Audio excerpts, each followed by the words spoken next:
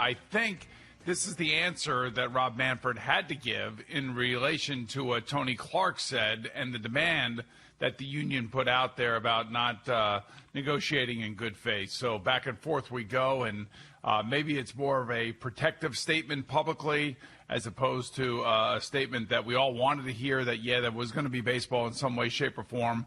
But I guess if he makes some sort of declaration that way publicly, that may lead to the union's ability to file a grievance, and that the union being able to say that the Major League Baseball players' owners or the Major League Baseball owners were not negotiating in good faith either. So I don't know what to tell you. It's June 16th. I thought they'd have a deal done by now.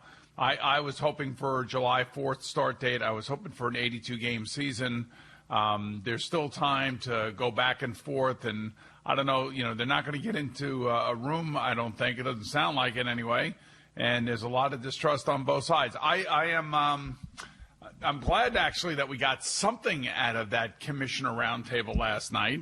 I'm not surprised that Roger Goodell said he would support Colin Kaepernick being on an NFL football team. They set up a whole workout for him last year, which he basically blew off. So they've been trying to get him engaged and trying to get him involved and trying to give him an opportunity to go play with another team. But, listen, I don't know where that stands. I don't know what's going on. I don't know if there's a team even interested in the whole thing. So that story still has to play out. You have Kyrie Irving forming a coalition of players to keep the NBA from going back and playing. So you tell me where there isn't a mess these days. The NHL. I think that's not a mess there right now. So we actually do care about hockey then. That's not what I said. I said you asked where there wasn't a mess, and I said the NHL. So I wouldn't go that far. But we might get to a point where it's the only thing that is being played. And, yes, we're all going to have our eyes on hockey. And this is where Major League Baseball could have had an opportunity to start before all the other sports and have people watching it, because you see the ratings on everything that gets put on TV. That's even half of a sport.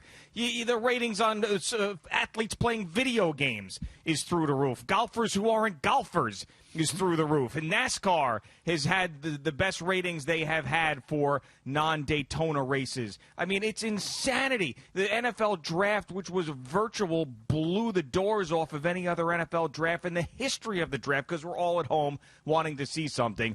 And baseball continues to stab themselves in the back. And, I mean, is it Rob Manfred who's doing this by himself? No, it's not. I mean, obviously he's taking a cue from the owners, just like every other commissioner does, because that's who he works for.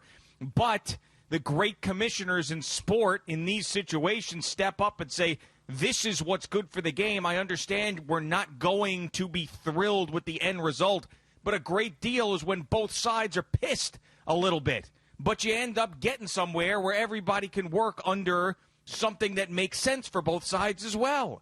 But it doesn't seem like either side is willing to be pissed at all. There's never been a negotiation that has gotten to a point at this level where you're not giving up something. There has to be something that you have to give up, and they're too headstrong and they're too unwilling to move in a direction to help the game, and that's why we're in the situation we're in. Yeah, and just remember Rob Manfred's background. He is a labor lawyer on the side, of ownership. That's his background. That's where he comes from. That's one of the reasons why he got the job. That's one of the reasons why the Major League Baseball ownership group feels comfortable with him as their lead counsel, if you will. He knows exactly what he's doing. He knows what he's trying to get done. I also think that he is also looking at this from a big picture point of view as well, too. It's not just this season, but I do believe it's the next CBA. And if you think this is contentious, wait till we see that part of the negotiation that I don't even think that they've even touched on yet. So this thing could get uglier and uglier. I'm disappointed. I think like most fans are. I thought like I said, I thought we'd have an agreement by now, and we don't. Yeah. So all I could say is that, stranger things have happened. I don't know if they can come to a quick decision.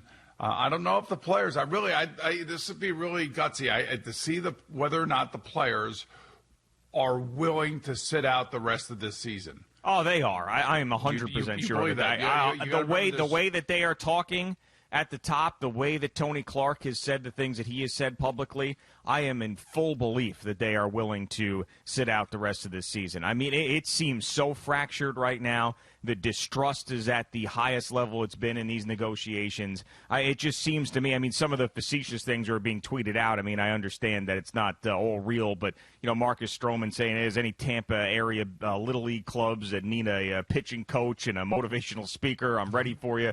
I mean, I'm telling you that there are other plans being made at this point. I know Bryce Harper tweeted out, hey, Eagles, what's up?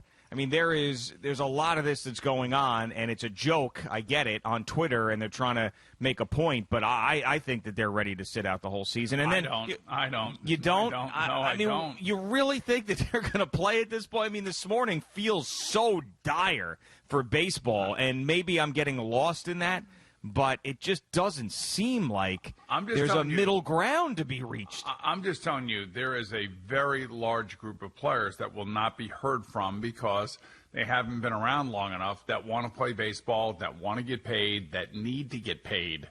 The owners can sit on this thing because they have an asset that's worth something. Even Jeff Wilpon, was talking about 4 or 5 potential suitors to buy the Mets in the middle of all of this stuff. And, word comes that there could be an international buyer who's thinking about, plunking down some do-re-mi for the Mets. So, all I can tell you is that the owners have a lifeline that is a hell of a lot longer than a big majority of the players. A big majority of the players, because not all the players make $300 million contracts. There are thousands of players that are basically below the minimum. And these are the players that want to get to play. They want to get their career started.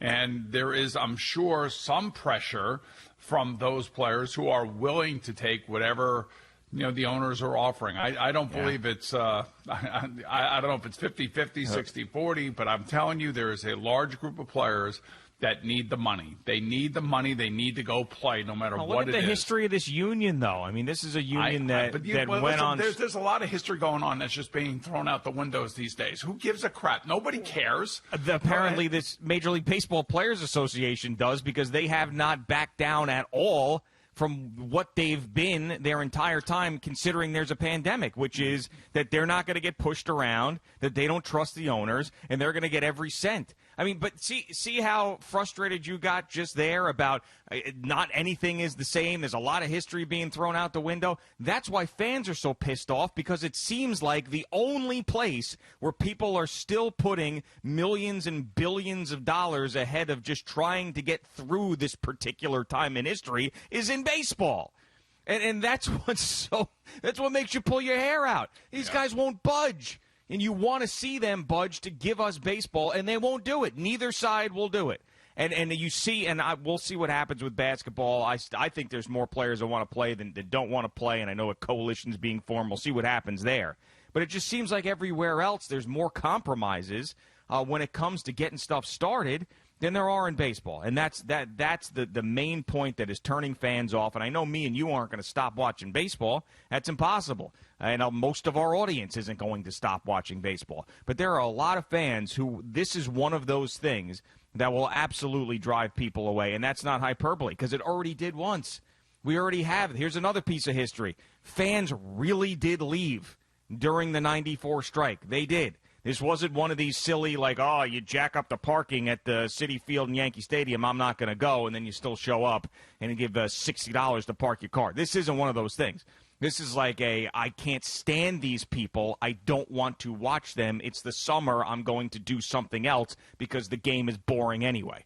That's what's going to happen to it in most markets in America. Not here, not Boston, not Philly, but in most markets in America, you are going to see a massive drop-off in baseball fandom if they don't get their crap together.